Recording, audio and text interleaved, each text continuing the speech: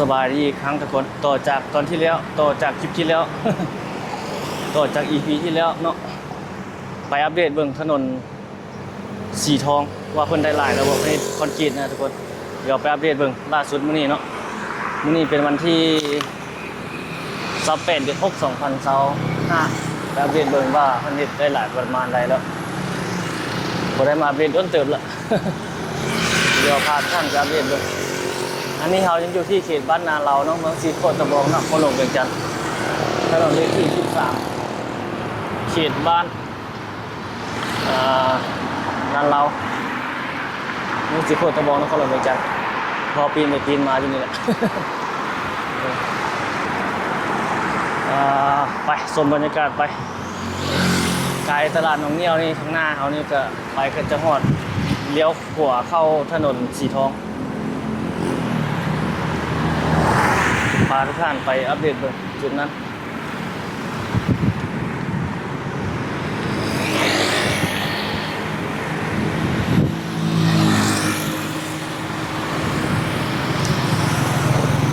โอ้เบอร์นั้นเขาเจ้าล้อมสังกะสีแล้วนี่น่าจะมีโครงการขึ้นใหม่เลยนะเนาะหน้าเขาเจ้าน่าจะมีการปรับปรุงอาคารขึ้นนะมีคนมาเช่ามาเฮ็ดเลยโอ้สังกะสีออมมาใหญ่ๆเลยมีโครงการได้ทุกคนเลยเดี๋ยวเราจะมาเบียดดูได้ว่าประเทศโครงการอย่างอยู่จุดนั้นกินตัวนี้ก็ยังพ่วงหลายนะมีราคาละทางดีแล้วดิ ผู้ใดจะมาเช่าดินอยู่เขตนี้นี่ต่างจากราคา 2-3 ปีหลังแล้วเลยแต่ก่อนเช่า5 ล้านขึ้นมาเป็น20 ล้านงามนี่นะทางดีแล้วไฟโอเคหมดแล้วเนาะนี่ก็มีการสังกะสีอ้อมทางโน้นโอ้นี่เพิ่นก็จะมันมีโครงการใหม่แล้วนี่ก็อีกโดนแล้วนี่นะทุกคนเลยสังกะสีอ้อมผ้านี่อ้อมนะรอติดตามว่าจะเป็นโครงการของคนลาวเฮาบ่หรือว่าจะเป็นของคนจีนรอติดตามชมอัปเดต CP ตัวนี้ไง CP จะเป็นร้านอาหารทะเล CP แต่แล้วก็เป็นพี่หมากเก็ต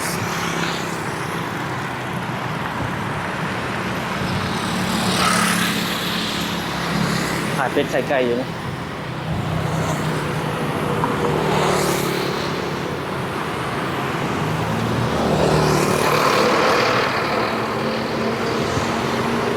ทางหน้านี่เข้าสู่เขตบ้านหนองเงี้ยวแล้ว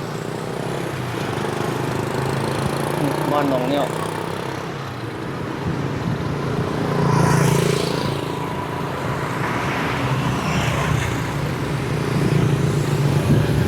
โอ้ห้างตัวนี้คนตั้งหลายเลยทุกคนนี่นะบุฟเฟ่ต์เนี่ยสาขา2ด้วยคนเต็มตลอดเนาะเต็มเลย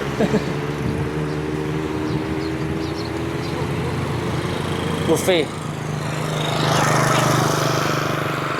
รถมาจอดกินที่แถวนี้เต็มเลยรถใหญ่นี่ไปกินทั้งหมดเลย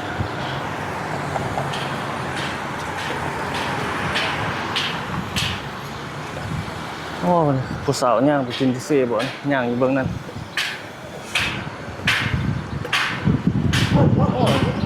คนหลายเนาะตรงนั้นเนาะเฮ็ดสะอาดตึกหลักอนามัยแซ่บเนาะ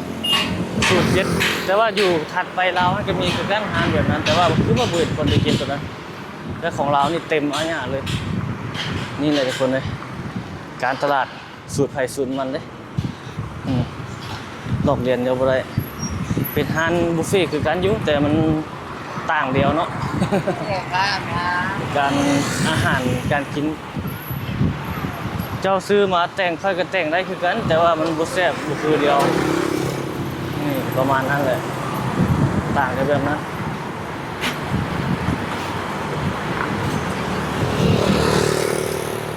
กายโค้งข้างหน้าลงไปนั่นนี่ก็จะอันนั้นละ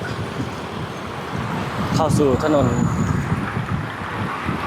สีทองละ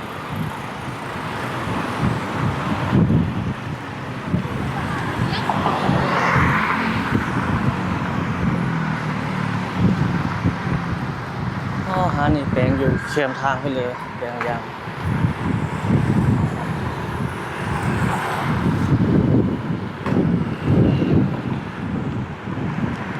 วันนี้เป็นทางไปตรงลงไปหัวไปสอดใส่อ๋อไปสอดใส่ของเมืองตัวที่ไปตัดโอบอลทางถนนสีทองนี่เมื่อนั้นเราไปถ่ายตอนกลางคืนตอนมืดนั่นออกมาสอดอยู่ฮะนี่ห้านมันอย่างนี้แต่ทำจีนเพียงกี่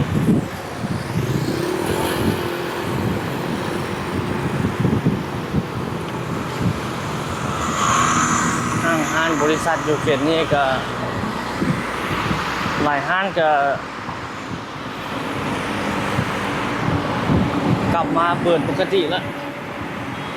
ในช่วง 2-3 ปีหลังนั้นปิดหนีเป็นแถว ขี้ฝุ่นแล้วบ่เนาะปานน้ำโมนะมานะเขาก็เคยมาหลายเทื่อเลยจนแดงหมดเลยแหละ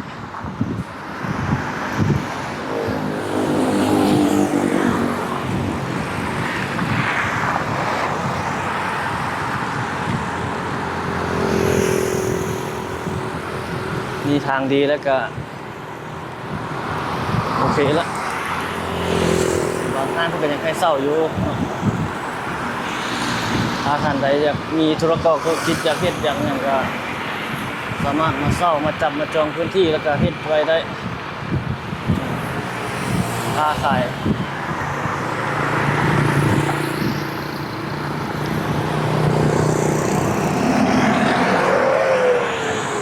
ตัวนี้เนี่ยจะต่ำเนาะเขาจะมีน้ำเลย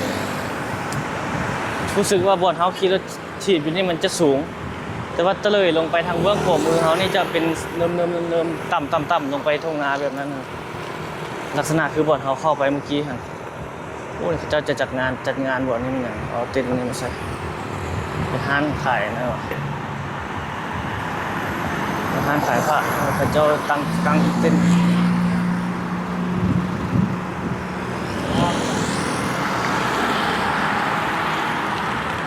ไปชื่อโพนโฮงก็ได้ทุกคนเลย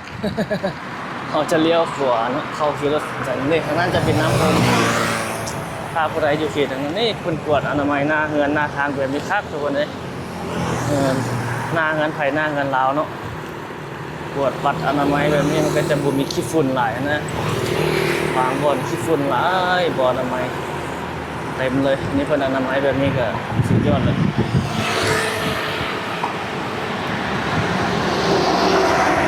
บ้านหนองแต่งรับเขตทางหน้าเขานี่นะไทยปลายสีฟ้านี่เข้าไปทางนั้นบ้านหนองแต่งไข่ทางหลังเขาเข้าไปแต่เบื้องนั้นมันหนองเนี้ยวด้านหลังเขานอนเล้าบนเบื้องเขาขี่มาเบื้องนั้นหนองเนี้ยวคนละฝ้าทางเดียวโอ้เงินส่งเราเสียงจับขับบ้านขับเมืองเลยนี่เขาเข้าไปถนนสีทองแล้ววันนี้ทุกคน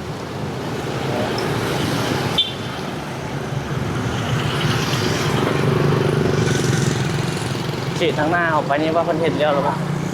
กูไปตรงจากจุดนี้ไปเข้าไปฮอด3 แยกไฟแดงบ้านดงนาทอง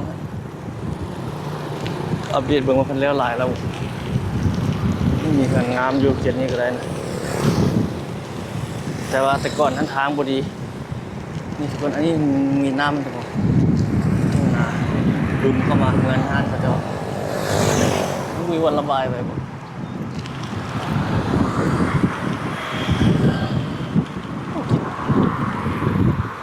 นี่เศร้าขายโอ้คนจีนอยู่ได้เห็นนี่ก็ได้บริษัทจีนวัดเรียนอยู่นี่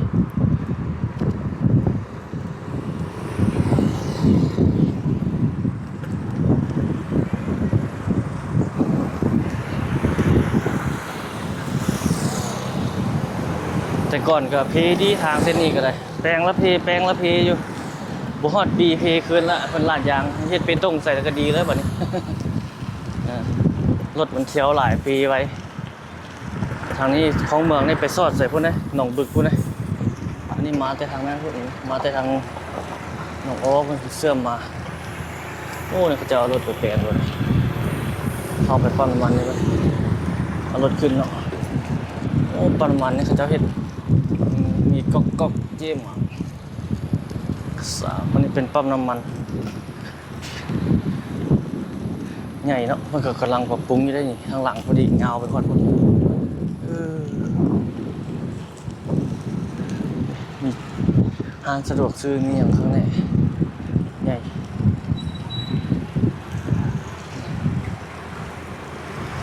กบมิมิอันนี้เขาจะเอารถเขียวมาจอดสากไฟอยู่นะ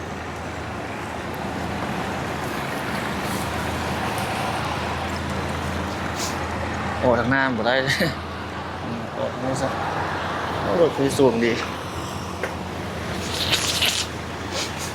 โอ้คันดังทุกคนมันอย่างบินเข้าดังตึมไปทางนี้อัปเดตเบิ่งอันนี้เป็นถนนสีทองละอัปเดตไปเนาะนี่เป็นยังบ่ใส่นั่นเท่านี้บ่ใส่ฝาปิดเสื้อเลยยังอันนี้กลางคืนมาตดบ่ได้เด้อนี่ลมตรงนี้ได้ระวังเลยทุกคนมาเส้นทางเส้นนี้จะสลาใจว่าทางดีแล้วสิขี่มาแบบนี้ลงนี่หัวปักกุ่นเลยผมบอกเป็นยังบ่ทันแล้วเถอะเนาะเขาก็คือการได้สลาใจขี่ไปตามตัวนี้นี่ฟุตบาทตัวนี้นี่ตกเขานี่แม่เนี่ยหัวปักกุ่นเลยนี่เป็นยังเฮ็ดกำลังสร้างอยู่ต้องค่อยไปค่อยมายังบ่ได้แล้วร้อยเถอะนี่ที่เป็นบัวอย่างเงี้ยบอกโอ้ถ้าเมามาตกนี่ อย่าเลยมันบ่มีปลายเตือนเนาะเล่นตัวเดียวใหญ่ๆพุ่นแล้วเลยมาอยู่บนนี้เป็นแบบนี้แล้วหลายบางคนผู้เห็นมาหัวปักกุ่นอาหารจีนอยู่แถวนั้นหักแล้วใหม่ๆนี่ยังซุ่มอยู่นี่น่าจะเป็นวันนี้ตอนแรงพวก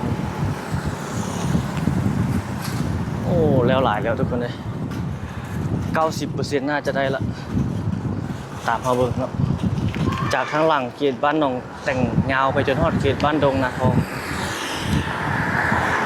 นี่กำลังอันนี้โอ้ละหน้าทางนี่เลี้ยวหมดแล้วยังเหลือแต่คูกลางทางนี่โอ้เบิ่งนั่นยนต์ลงบ่ทันเห็นแล้วบ่ที่นี่มันมาไปเจออย่างนี้ได้ประมาณนี้โอ้ข้อนี้เนาะนี่แปลข้อนี้ใครที่ไปยังทันแล้วเถอะเบิ่งนั่นสาวนวด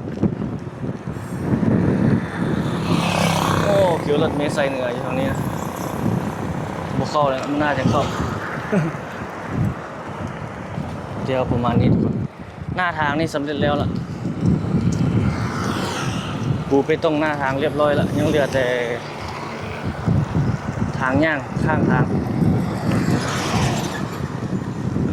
สำเร็จหลายเปอร์เซ็นต์ละอันนี้ถนนดงนาทองถนนสีทองทุกคนเขตบ้านดงนาทองเนาะเมืองสีโคตรตะบองนครหลวงเวียงจันทร์เขตคิวรถเมล์สายเหนือนครหลวงเวียงจันทร์เอาอัปเดตล่าสุดให้ทุกท่านได้เบิ่งมื้อนี้ก็ประมาณนี้ละเส้นทางเพิ่นก่อสร้างอยู่ในเขตนี้มาทางสะดวกซื้อมื้อนี้เป็นวันที่28เดือน6 2025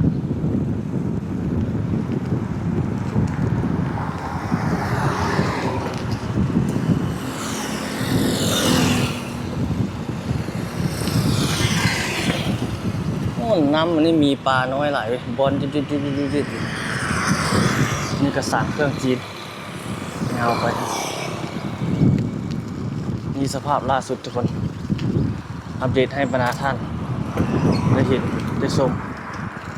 นี่โรงแรมอีกน่าจะมีการแปลงต่อไปแล้วอีกจังน้อยโอ้ต้นกล้วยคักเว้ยงามดีเนาะเขียวทุ่มเลย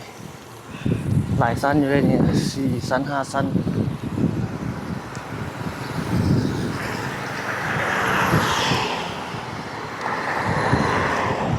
เขตท่อระบายน้ำนี่เพิ่นก็แปลงงั้นเปรียบเหมือนท่อใหญ่อยู่รถไฟฟ้าจีนอันนี้โอ้เงินหลังนี้เกิดใหญ่ทำไม นกมานอนอยู่ต้นไม้ต้นนี้หลายจิบจิบจิบจิบจิบจิบ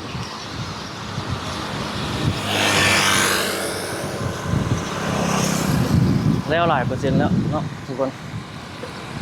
อีกบุรนก็ได้ทำไส้ทางดีแล้ว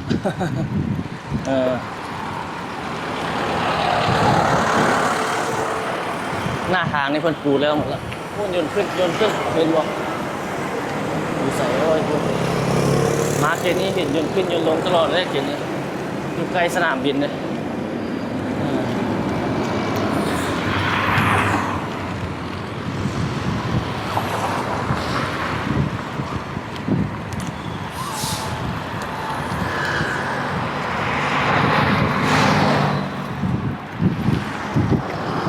คนจีนกันหลายทุกคนเขามาอยู่บ้านเฮาเมืองเฮานี่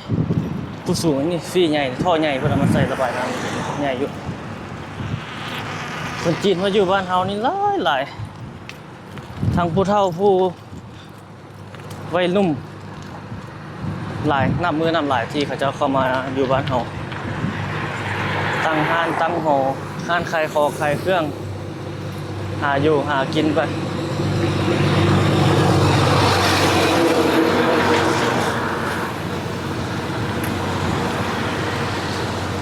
เขาเจ้าแปลงหน้าห้านเขาเจ้าปรับปรุงหน้าห้านหน้า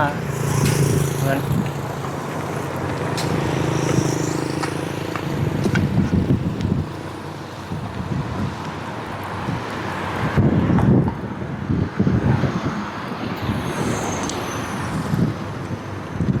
โรงแรมความสามัคคีนี่มีโรงแรมมีโรงแรมอยู่นี่นำโรงแรมจีนเขียนนี่ตอนโควิด-19ระบาดยังบ่ระบาดมีคนจีนอยู่แต่ว่าเขาเจ้ากลับแล้วบางส่วนก็กลับมาบางส่วนก็บ่มาเลยพวกนี้เขาเจ้าขายผักขายมีอยู่นี่คนมาซื้อดีเลยนี่ต้นเต็มขายผักขายมีขายปูขายปลาขายซีนไปผู้ค้านไปตลาดก็มาแว่แบบนี้แล้วเลยบ่ท่าไปตลาดตะลี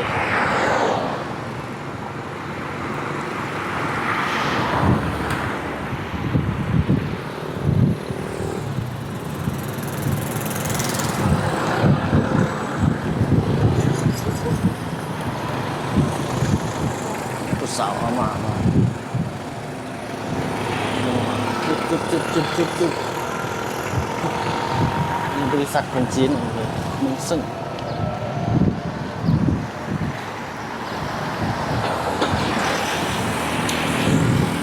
ขายทานขายอย่างตัวยาวมาเดือนจะได้ขายดียุบคนหลายได้คนเที่ยวทางเส้นนี้วันน้อยๆเลยโอ้นี่กำลังเฮ็ดอันนี้หาเฮ็ดแล้วมันนี่นี่มื่นพุ่นได้เก็บแบบ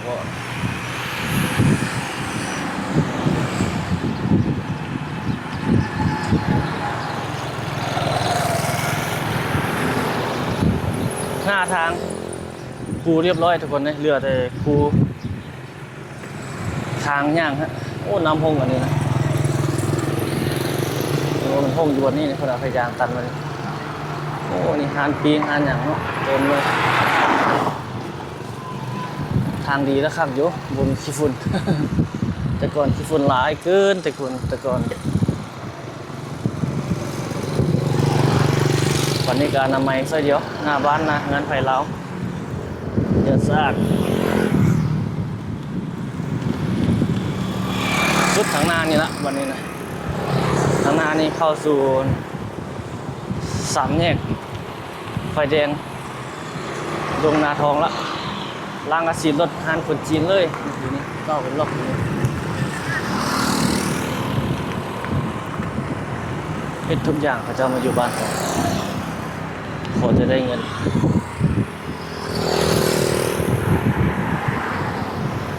บริษัทห้างขายอย่างต่างๆประเทศมีหลายอย่างสุดแล้วทุกคนเลยนี่อันนี้เข้าสู่ทางยางพอดีเข้าสู่ทางลาดยางไปตรงใครนั่นไปละแต่ใครนี่ไปทางหน้าพ้นก็ถ้าเอาคอนกรีตนี่ก็น่าจะยังโดนเนาะโครงการยาวนาน ตอนนี้มันยังพันมีเท่า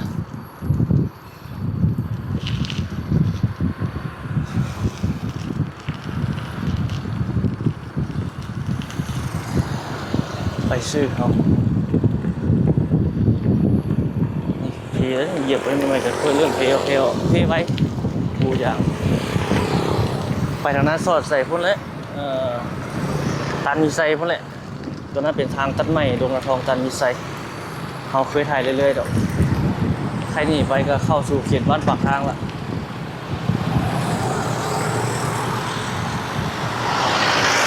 เขาก็จะพาบันทึกไปอีกนิดนึงแล้วก็จะเป็นการปิดคลิปละก็ถ่ายเรื่อยๆดอกโอเคนี้อัปเดตให้บรรดาท่านได้เบิ่งได้ชมบ้านเฮาเมืองเฮาบ้านดงนาทองห้องนึงใครหนีไปทางนั้นดงนาทองแต่ใครหนีลงไปทางหน้าเอาในเขตบ้านตานีบ้านนั้นบ้านปากทางเกือบว่าบ้านตันมีไซ ต้องการขายดินให้เศร้าหลายเนาะหน้านี่โครงการตัวนี้จุต้น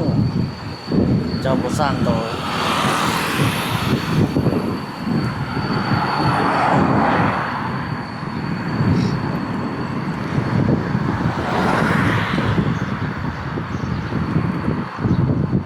นี่บรรยากาศทุกคนอยู่ถนนสีทองเขตมุสีโคตะบองเขตบ้านปากทางพวกนั้นมีคฤหาสน์โอ้โหเลี้ยวประมาณนั้นแหละคฤหาสน์งามกลางขึ้นมา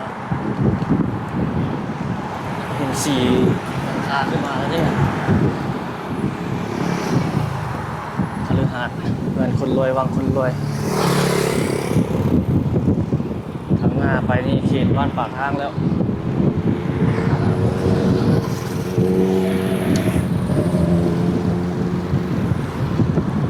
ตลาดโซกดีปากทางเข้าไปในนี่เนาะ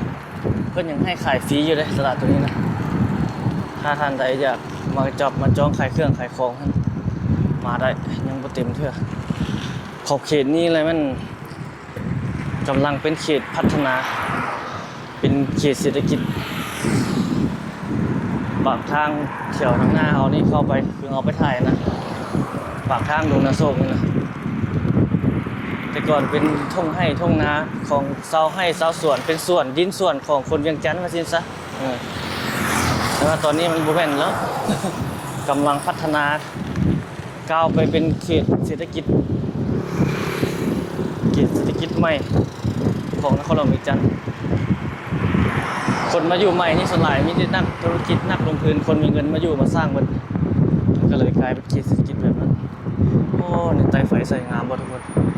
ตึกอาคารเขาเจ้าเฮ็ดจีนเนี่ยข้างในเป็นหมู่บ้านจัดสรรของคนจีนอยู่หมดตึกกำลังสร้างใหม่ก็มีแบบนั้นนักลงทุนเข้ามาอยู่เขตนี้ก็ส่วนใหญ่กับคนจีนนั่นแหละมันบ่ได้ไกลจากสังเจียงนะมันขยายออกจากเขตสังเจียงนั้นออกมาเขตสังเจียงก็ขึ้นกับเขตวัดอุโมงค์วัดขุนตาอะไรทุกคน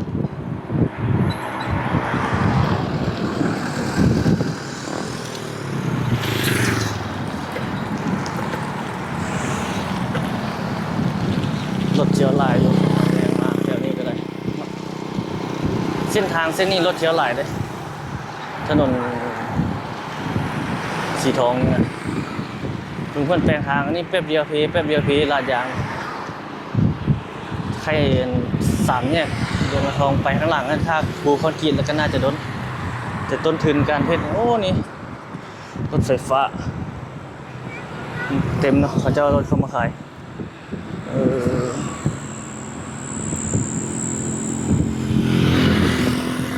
รถ EV นี่บุกตลาดลาวเฮานี่หลายเพราะว่าแต่ลาวเฮาเนาะทั่วหลายประเทศในโลกนี่แหละที่ถ้าอนุมัติให้เขาจะเข้าไปเขาก็เข้าไปถ้าบ่อนุมัติประเทศใดบ่อนุมัติก็บ่ได้เข้าไป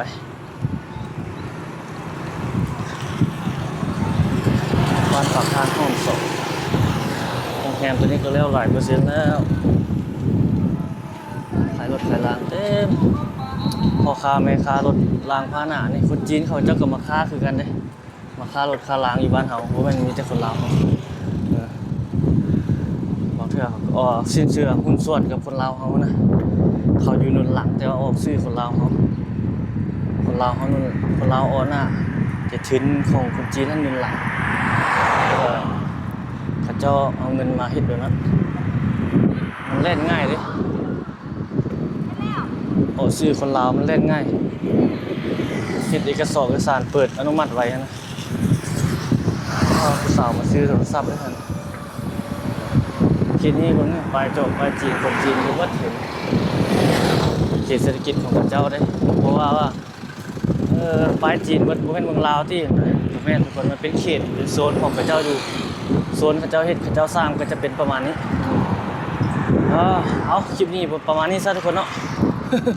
ยาวสมควรแล้วเนาะเอาไว้พบกันใหม่ในคลิปวิดีโอถัดไปคลิปวิดีโอนี้เขาถ่ายมาไกลสมควรละอัปเดตมาให้ประชาชนได้เบิ่งได้ชมนะ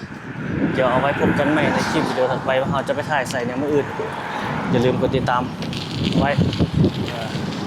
เบิ่งโฆษณาเพื่อเป็นการซัพพอร์ตหรือว่าซัพพอร์ตของเราเนาะหรือว่าท่านได้สนับสนุนสามารถติดต่อลิงก์เนาะหน้าโปรไฟล์รายละเอียดอยู่จุดนั้นเลยเอาพบกันใหม่ทุกคนคลิปนี้โจ้ไปเพียงสำนี้แล้วเนาะสบายดี